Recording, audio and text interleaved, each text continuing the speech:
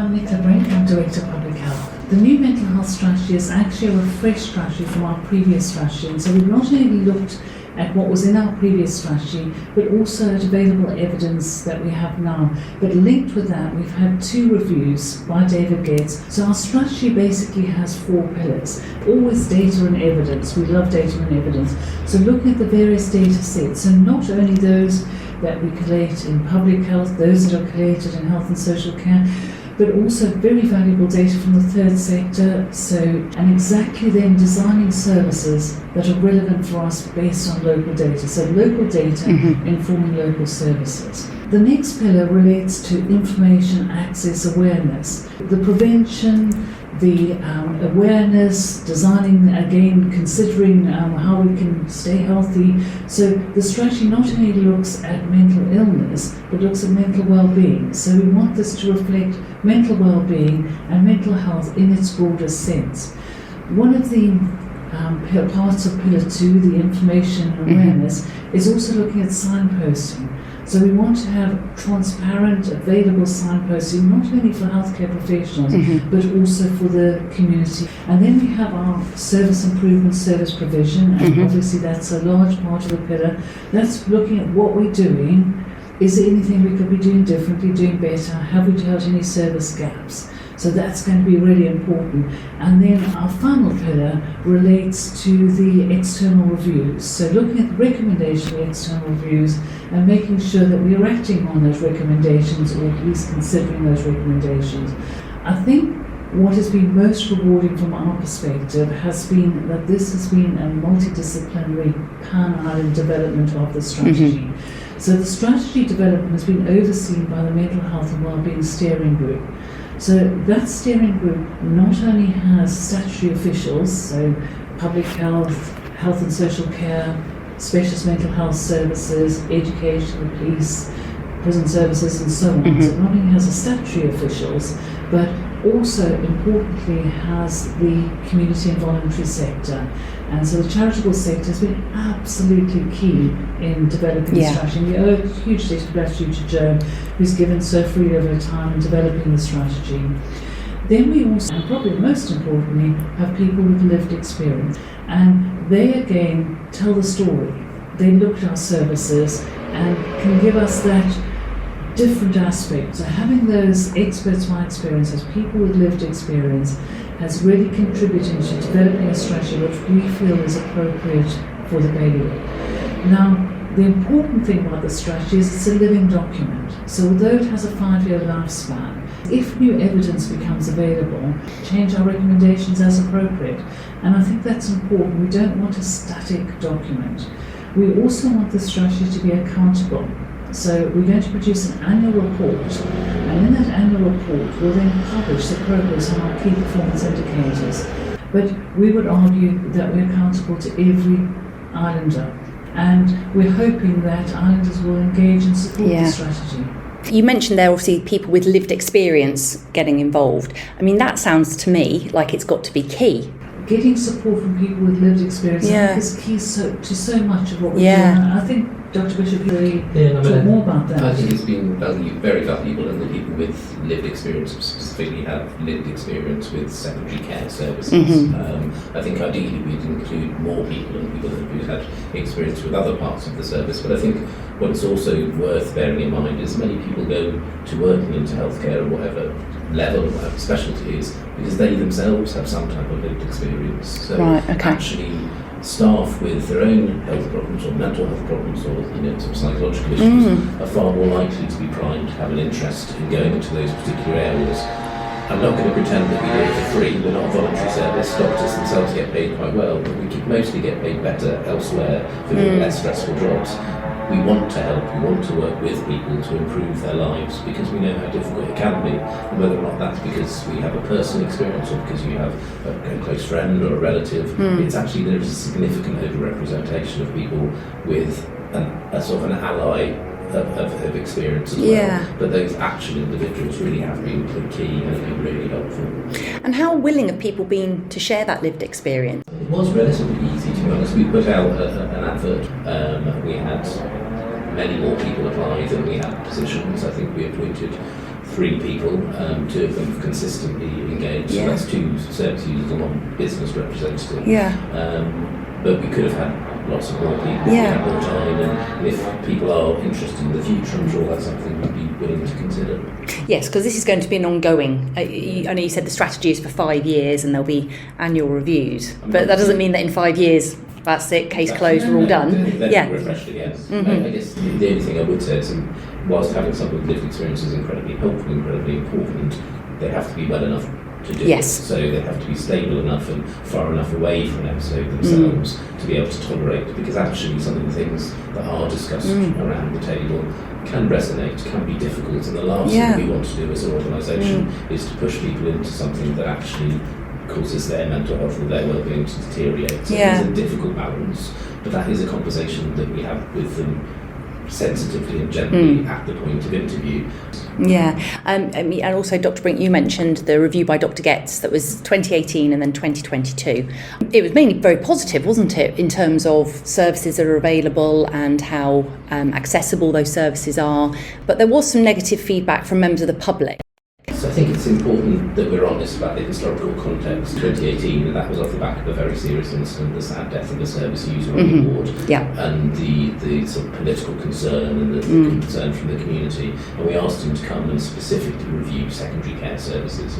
And what he actually said was, the secondary care service here is very good. It's as good as anywhere else, probably in the developed world where states provide a mental health service. He didn't say it was perfect. That's what's been sort of interpreted and been extrapolated. He didn't say that, and we certainly aren't saying that either.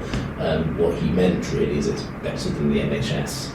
But that's not a particularly high bar. You know, we don't want to aim to be as good as the NHS or almost as good as the NHS. We want to be better, and I think we can be better. The second review wasn't about mental health services, it was about mental health and wellbeing in the round. So what we asked him to do is to look at the entirety of that, to go around to different organisations, to have focus groups with with groups of people, with individuals. It was more of a sort of focus group and public opinion, and lots of that was individualised, a lot of that was based on people's experience themselves or with a relative. So lots of the things that we said were gaps, in inverted commas, were an individual person's view. And one of the things as a steering group we had to look at and think about very seriously is, is this a gap? Is it being filled and the person just wasn't aware of it? And is there a way that we can work together more cohesively and collaboratively to close some of these gaps or to signpost so people don't think there are gaps? Or is there a gap, but it's such a tiny gap that will affect such a small proportion that actually as an island it's not realistic to fill it? And is there another way in which we can creatively fill those deficiencies?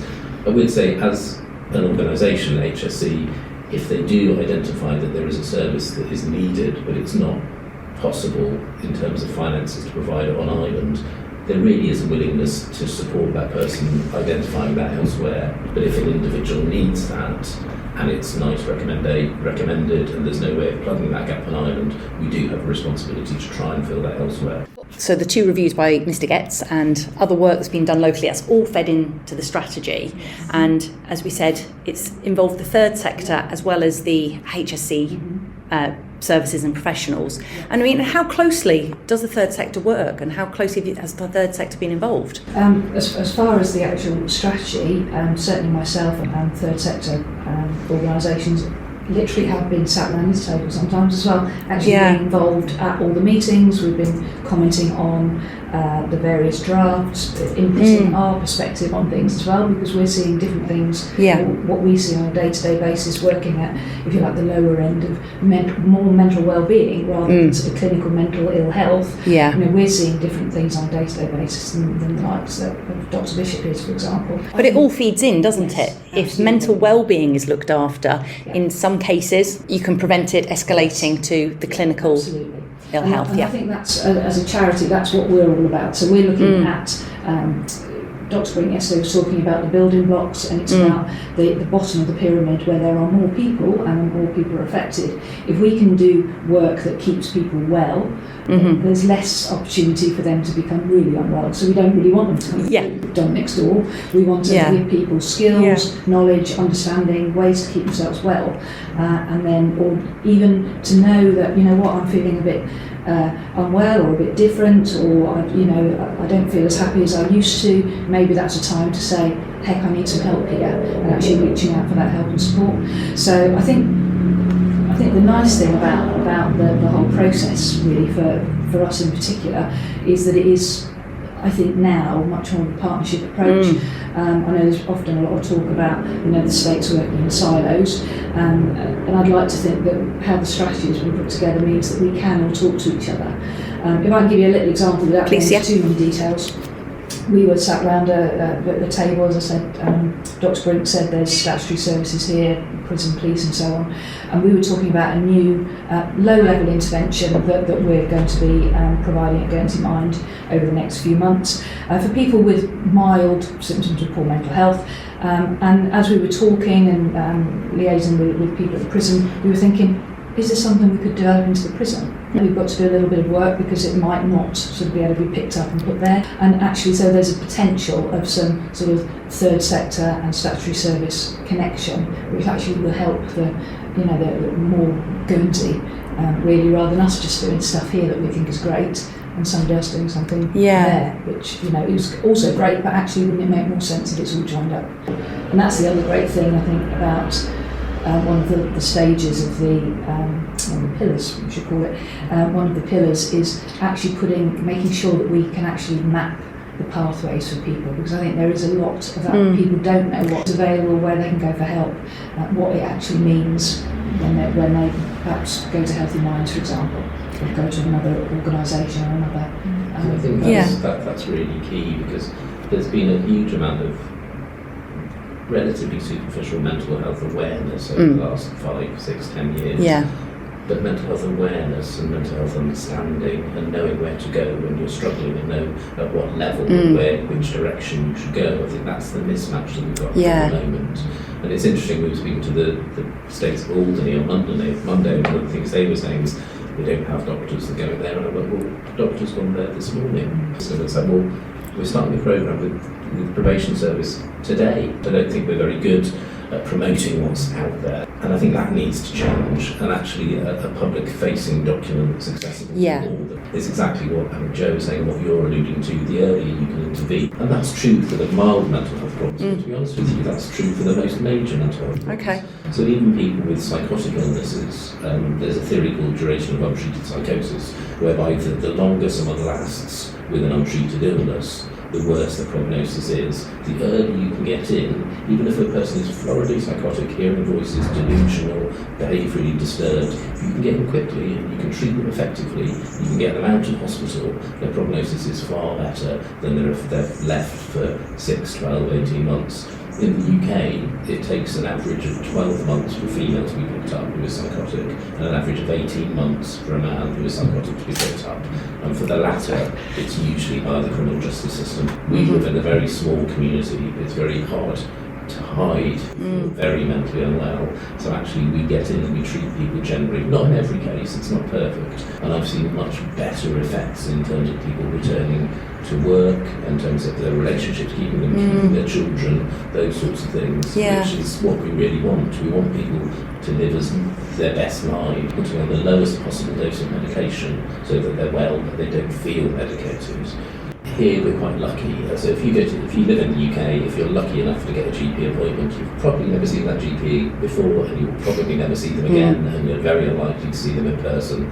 Here, actually many of the GPs have known people for years. And often people who are in the early stages of a psychotic illness or a mental health problem generally just feel that there's something not quite right. They can't really put their finger on it. But actually if they go to see someone who has known them for 10, 15 years, that person will pick up on it, and they'll know, and they might be the initial person to give them a bit of help and support, but then they'll see them frequently and they'll refer them at a much earlier stage. Obviously, there are other people that become very suddenly unwell, or Yeah. people without social links that do present to the emergency department, possibly brought in by the police, or do present in police custody. But actually, those aren't the majority anymore. Yeah. The majority of people are referred in on a relatively routine basis by their GPs or by people at the BEH and are seen relatively quickly. It is the fault of the media that the cases that we tend to hear about that are reported are the stories where people have hit a crisis point. But there are probably, in that lived experience that you've all been looking to engage with, some real success stories of people that have kind of come through at the other side and, as you said, living their best lives. It's often not an entirely smooth journey, but absolutely we want to work towards recovery, and recovery isn't just the absence of voices, the absence of delusions. Recovery is about returning functioning and of quality of life, and that includes relationships and friendships and employment and meaningful activity and all those things which are valuable to every person without mental illness. Thank you for listening to The Interview, a Bailiwick Express podcast. If you liked what you heard, please like and subscribe. You can find us on all social media channels, and if you'd like to keep up to date on all the work the Express team does, please sign up to our daily email by visiting gsy.bailiwickexpress.com.